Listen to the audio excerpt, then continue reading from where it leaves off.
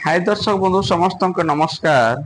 आउ जनता ration card के e KYC करवा के पड़ला हमके मान के जेते भी माने राशन कार्ड धारी मान के 3 मास 4 मास एंता केते टाइम सरी गला। आउ इना कहबा के चाहू छे जे जेन आज्ञा माने भी जॉब कार्ड धारी असन जेन आज्ञा माने जॉब कार्ड अच्छे जेन आज्ञा मान कर पाके जेन मां मान कर पाके तो सरकार को जे जॉब कार्ड के भी ई केवाईसी करवा के पड़वा। जेहेतु अनेक लोग माने जॉब नकली जॉब कार्ड नहीं छन आउ राज्य सरकार मनरेगा योजना रे जे टंका मन आसुछे से टंका माने हड़प कर खाई दउछन। सेथिर लागे प्रकृत माने लेबर प्रकृत जे काम करबा लोग से पैसा पाई नहीं पारबा अलगा लोग पर मशीन साहाय्य रे काम करूछ आउ से पैसा के खाई दउछ। सेथिर लागी ई केवाईसी करवा के पड़वा कहउछन हमर राज्य सरकार। तो देखो ना क्या आउ काना कंता कंता कर ई केवाईसी करबे आउ कंता कंता कर ई केवाईसी करबे आउ निजर जॉब कार्ड मान के बचे पारबे। जे गरीब एक्चुअली तो से माने जॉब कार्ड बंची जीवा किंतु जिन माने नकली जॉब कार्ड रखिछन नकली जॉब कार्ड बोले काना नकली जॉब कार्ड प्रकृत सरकार माने समस्त के दैछन जॉब कार्ड तो से हिसाब रे रही जीवार कथा है किंतु सरकार गोटे केमता नियम करूछन जे लोक के पूरा भोकवा बना दउछन पागल कर दउछन।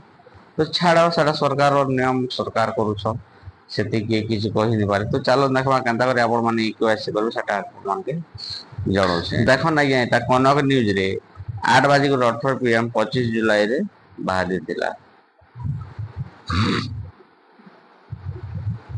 राज्य रे मनरेगा कार्य रे कोटी कोटी टंका दुर्नीति हेउथिबा कथा आपण माने सुनिथिबे। मशीन लगाई लोगों को नारे टंका उठाई नेउथिबा कथा भी आपण माने जानिथिबे किंतु जानि नथिबे नकली जॉब कार्ड रे ओडिसा रो देश रे द्वितीय स्थान रहिछि। लोकों को रोजगार देवा पाई महात्मा गांधी निश्चित कर्म नियुक्ति योजना मनरेगा चलाई छंती सरकार।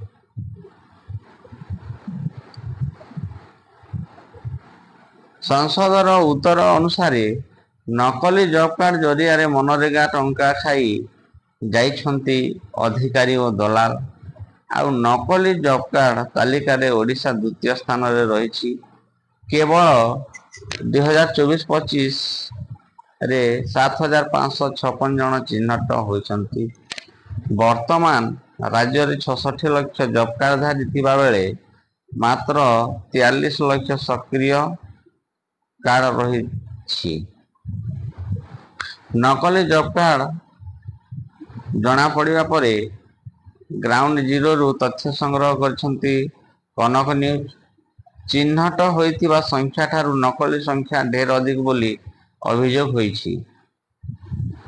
नकली जॉब कार्ड चिन्हट हेबा और लक्ष लक्ष जॉब कार्ड सक्रिय न रहिबा जना पड़िबा परे चेतावनी दैछंती पंचायती राज मंत्री। कहिछंती नकली जॉब कार्ड धरिबा को सरकार प्रक्रिया आरंभ करछंती। ई केवाईसी माध्यम रे 3 मास मध्य रे शेष हेबा चिन्हट।